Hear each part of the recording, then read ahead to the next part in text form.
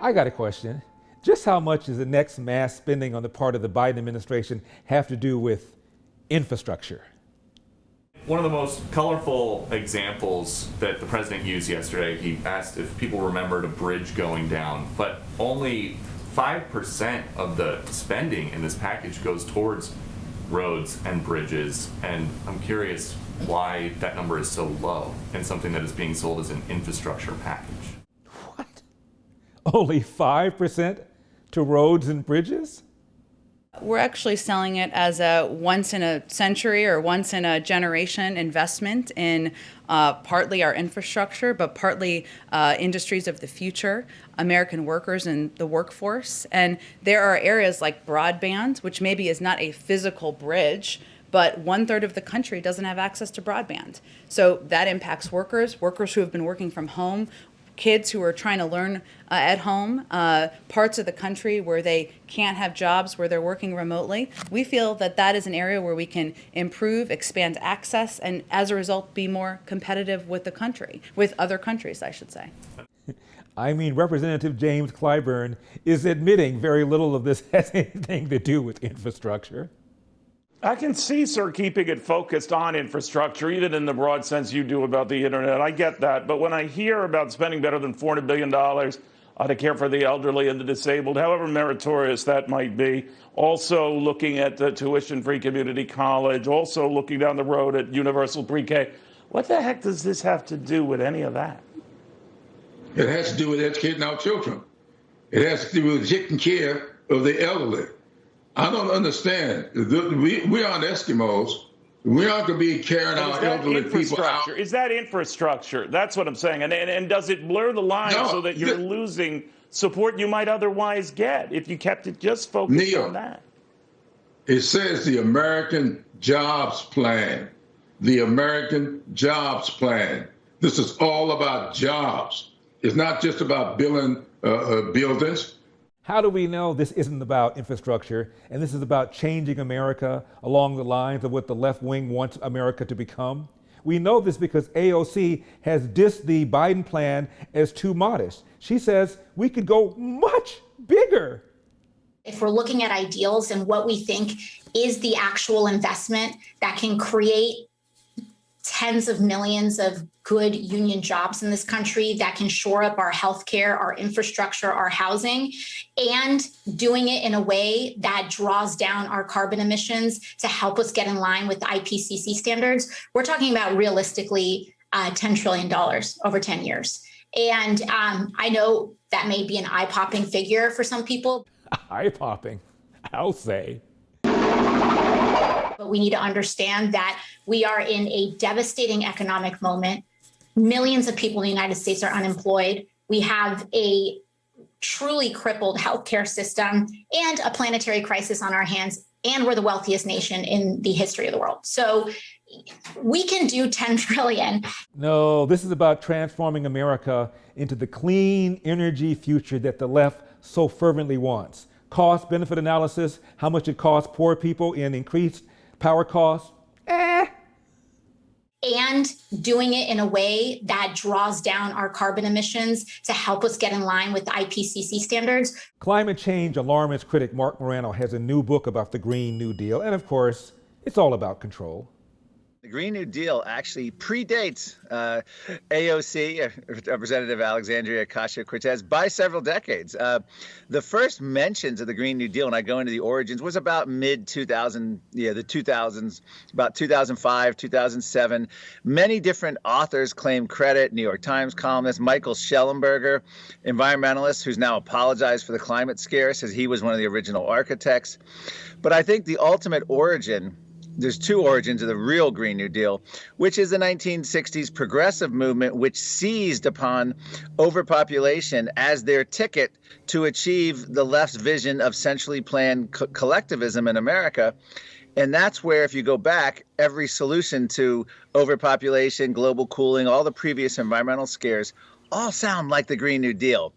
And of course, more recently, the 1992 UN Earth Summit, the Rio Earth Summit, had what was called sustainable development passed. And of course, this treaty was ratified by the United States Senate during Bill Clinton's first year in office. It was signed by a Republican president, the Rio Earth Treaty, and that is what essentially laid the groundwork for that. And the Green New Deal basically is a domestic copy of the UN's Agenda 21 and now Agenda 2030. Again, this is the real agenda. Well, this is the idea that the United Nations came up with and the progressive left, that the Earth can't be left with capitalism. Essentially, that capitalism and climate and environment are incompatible. Therefore, you need a host of centrally planned bureaucrats empowered, not just in environmental and climate decisions, but in every aspect of your life, to the size of your home, to what appliances you use, to what cars you drive. And I go through the book, there's a talk about abolishing private car ownership and obviously the internal combustion engine, having a roving fleet of electric cars, in the words of one Democrat presidential candidate. And it affects what you eat, agriculture. You're not eating meat. They're pushing now these, vegetable burger, oil processed burgers. They're pushing insect eating. It affects how you travel. We're now being told under a climate emergency, you can't travel unless it's morally justifiable. It's going to affect your thermostat, economics, socialization. I mean, so every aspect of your life is going to be managed in order to benefit planet Earth. And that's the simplest, and I think broadest as well, definition of sustainable Agenda 21, Agenda 2030, UN's agenda. And that's just basically what the Green New Deal, that's why many people were shocked. What does the Green New Deal have to do with whether you want to, if you don't have to work, if you don't want to? Why is farting cows in here? Why do they want to tear down buildings and build green ones?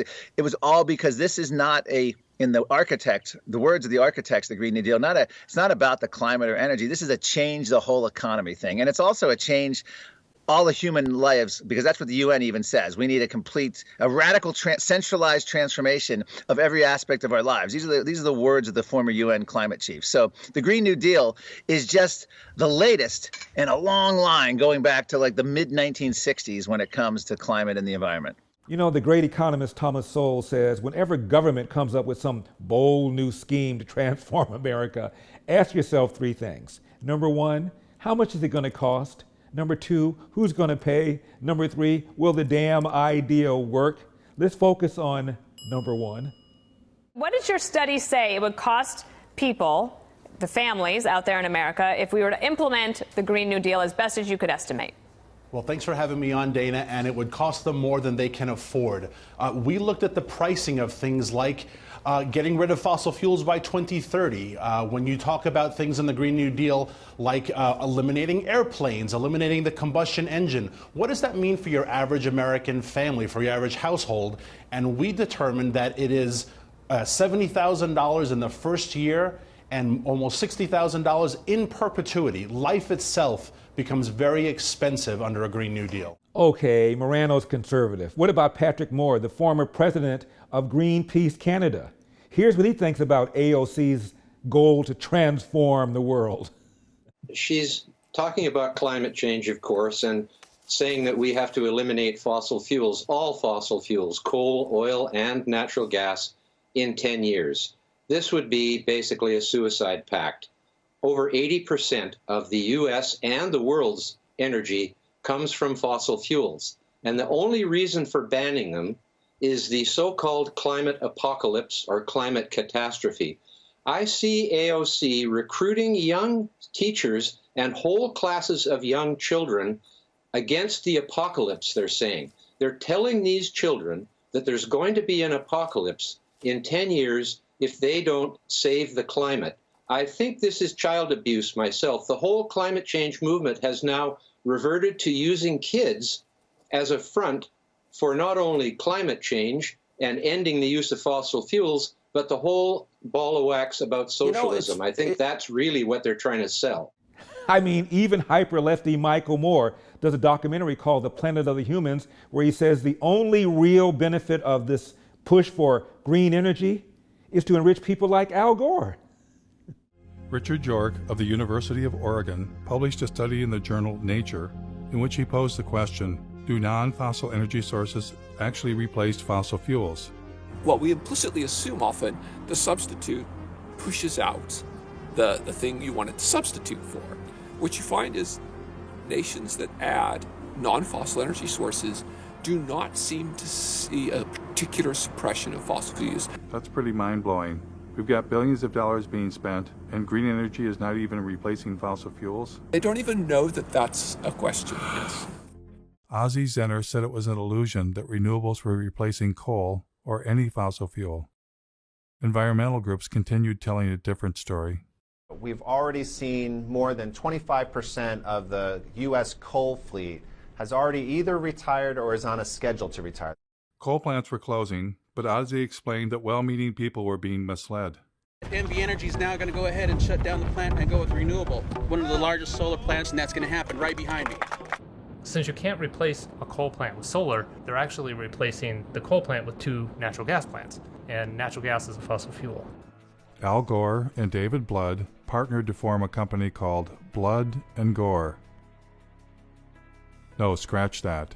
Generation Investment Management. And within this fund, Blood and Gore designated a special investment category, targeting $650 million of biomass and biofuels. Funny thing was, they partnered before Al Gore's film came out. Was that movie just about climate change? Or something else? On one side, we have gold bars. Don't they look good? I'd just like to have some of those gold bars. On the other side of the scales, the entire planet. If we do the right thing, then we're going to create a lot of wealth. And when it came time for Al Gore to choose between the entire planet and getting him some of them gold bars, what choice did he make?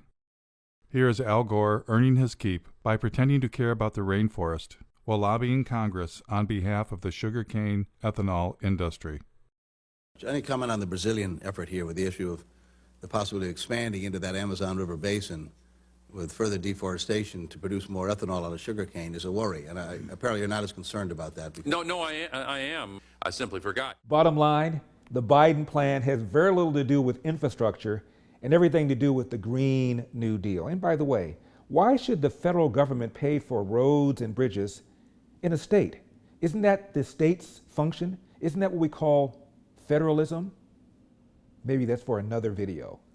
I'm Larry Elder, and we've got a country to save. I will see you next time. And don't forget, we have been demonetized by YouTube, which means we must be doing something right. To get me on demand and unedited, just go to larrytube.com. That's larrytube.com, because we've got a country to save. See you next time.